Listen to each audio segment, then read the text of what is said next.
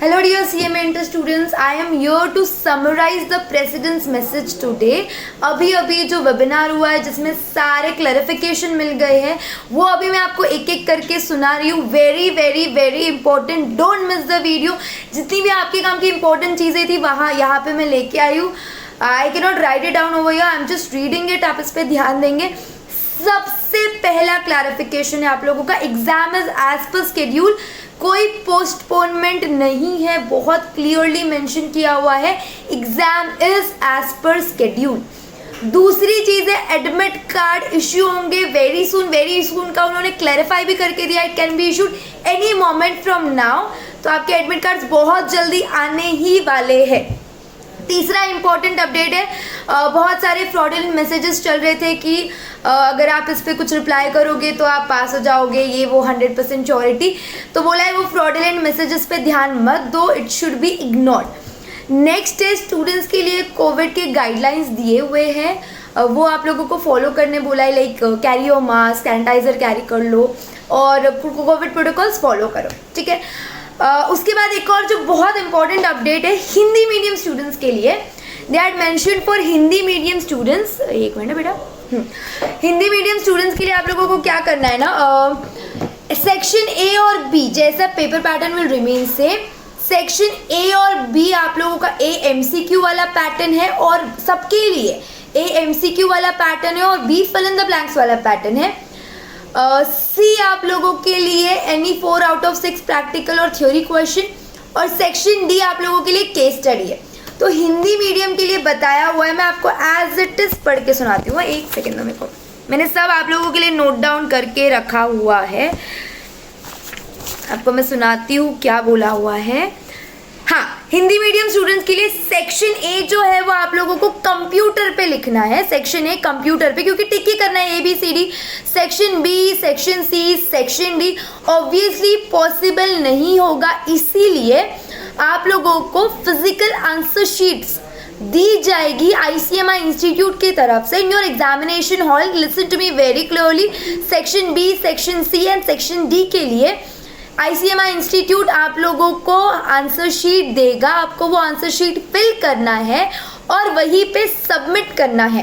Repeating again, section A आप लोगों को कंप्यूटर्स पे करना है, सेक्शन बी आप लोगों को फिजिकल हार्ड कॉपी में लिखना है और वो आप लोगों को सबमिट करना है in the same examination hall. ये बहुत अच्छा अपडेट आया हिंदी मीडियम स्टूडेंट्स, क्योंकि बहुत वरीड थे हम लोग क्या करें. तो आप लोगों के लिए क्लैरिफिकेशन आया हुआ है. आगे अभी मैं आपको कुछ चीजें हैं वो पढ़ के सुना देती हूँ. देखो आप लोगों का पेपर पैटर्न बताया हुआ, it is the same. Section A जैसे मैंने आपको बोला है ऑब्जेक्टिव वाला पैटर्न है, no choice. Section B fill in the blanks है. सेक्शन सी आप लोगों को एनी 4 आउट ऑफ 6 है, प्रैक्टिकल क्वेश्चन भी है, थ्योरी क्वेश्चन भी है. इसी के एक सेक्शन सी के अंदर आपको ऑप्शंस मिलने वाले हैं. Each question will carry 12 marks. तो सेक्शन सी के आपके 48 मार्क्स होते हैं, section A 20 marks, section B 20 marks, right. Section D case study होगा 12 मार्क के, कोई स्टेप मार्किंग के मार्क्स नहीं होंगे, इंस्टीट्यूट बोल रहा है. ऑलरेडी दे आर सेइंग कि क्वेश्चन ही ऐसा फ्रेम किया हुआ है कि आपके हर एक स्टेप पे आंसर मांगेगा. तो आप लोगों को अगर अलग से स्टेप्स लिखनी है, जो इंस्टीट्यूट बोल रहा है वो रफ शीट्स देगा, वही रफ शीट में लिखनी है और वो रफ शीट आप लोगों को सबमिट करनी है.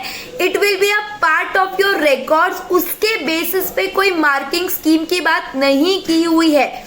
सिर्फ आंसर जो आप लोग टाइप करते हो, only final answer will be considered. अगर आपको कोई जगह पे कोई की पॉइंट लिख के देना है, कोई अजम्पशन लिख के देना है, तो आप वो उतने बॉक्स में टाइप कर सकते हो कि ऐसा ऐसा अजम्पशन है, ऐसा इंस्टीट्यूट ने बोला है आपके पेपर पैटर्न रिलेटेड, राइट.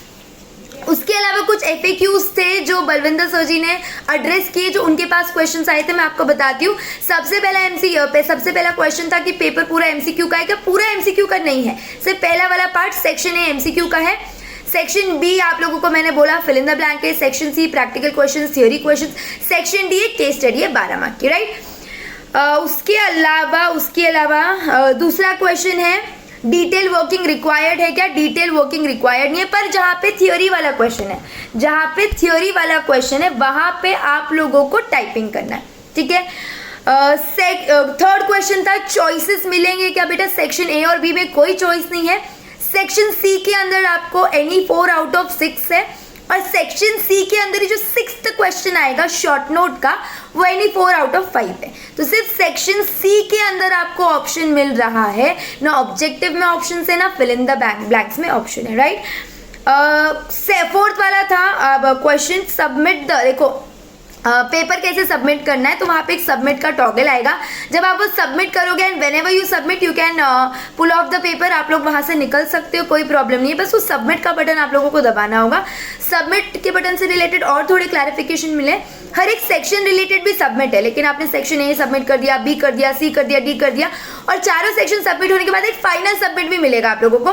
वो सबमिट पे टिक करने से आपका पूरा पेपर सबमिट हो जाएगा। तो फाइनल सबमिशन से पहले बीच में आप लोग को कोई आंसर रिव्यू करना है, एडिट करना है, तो आप लोग कर सकते हो। दूसरी एक चीज जो मेरे को इंपॉर्टेंट लगी आप लोगों के लिए, जैसे एनी 4 आउट ऑफ 6 है, सेक्शन सी की बात करें तो एग्जाम्पल के लिए आपने क्वेश्चन नंबर 1 अटेंड कर लिया, 2 भी कर लिया, 3 भी कर लिया, 4 भी कर लिया, फिर अब आप करना चाहते हो 5th, आप 5th नहीं कर पाओगे। क्यों? क्योंकि एनी 4 आउट ऑफ 6 बोला है। तो अगर आपको दूसरा क्वेश्चन अटेम्प्ट करना है तो आपको कोई भी एक क्वेश्चन को अनटिक करना पड़ेगा। क्या करना पड़ेगा? अनटिक। वहां पे बॉक्स होता है, जब आप टिक करते हो तो आप टाइप कर सकते हो, तो कोई एक को अनटिक कर। नेक्स्ट क्वेश्चन था, क्या आप आपके सारे आंसर्स रिव्यू कर सकते before the final submission? Yes, you can review before the final submission. उसके बाद दूसरा क्लैरिफिकेशन था, कोई निगेटिव मार्किंग नहीं है। वैसे भी यार निगेटिव मार्किंग होती नहीं है, बट ये किसी का क्वेश्चन आया हुआ था उनको, तो उन्होंने एक्सप्लेन किया है। और एक चीज स्टेप मार्किंग रिलेटेड बहुत लोग पूछ रहे थे, तो उन्होंने बोला है क्वेश्चन फ्रेम्ड ही ऐसा होगा कि स्टेप पे ही आपको क्वेश्चन पूछा हुआ है, तो आपको अलग से कोई स्टेप मार्किंग की ऐसा जरूरत नहीं है, राइट। वेटेज जो चैप्टर्स का बेटा वो सेम रहेगा जो हर बार रहता है। इस बार सिर्फ पेपर पैटर्न आपका चेंज हो रहा है, वेटेज में कोई चेंज नहीं है, क्लियरली बोला हुआ है।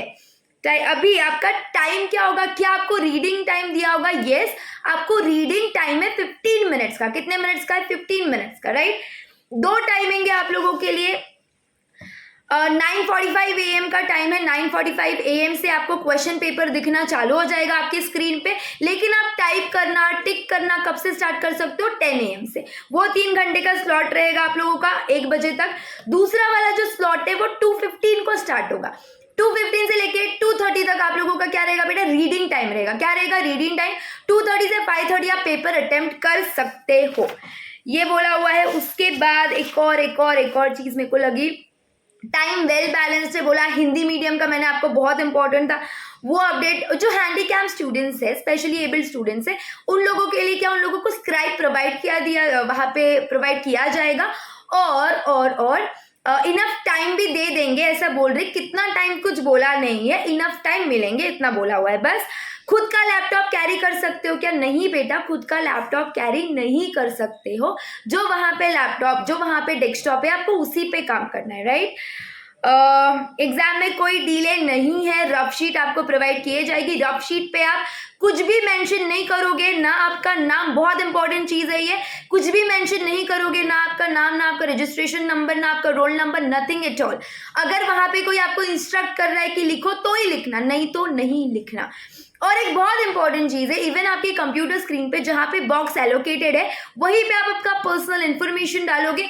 You are not allowed to put it in any other box. नहीं तो आप ऐसा कर दोगे, आंसर की जगह आपके इनिशियल्स मान लोगे, तो उसके अगेंस्ट स्ट्रिक्ट एक्शंस लेंगे बोल रहे। That won't be allowed and tolerated. तो ध्यान रखना, आपका पर्सनल इंफॉर्मेशन कहाँ सबमिट करना है वही सबमिट करें, फिजिकल पे नहीं करना है, इस बात का ध्यान दे।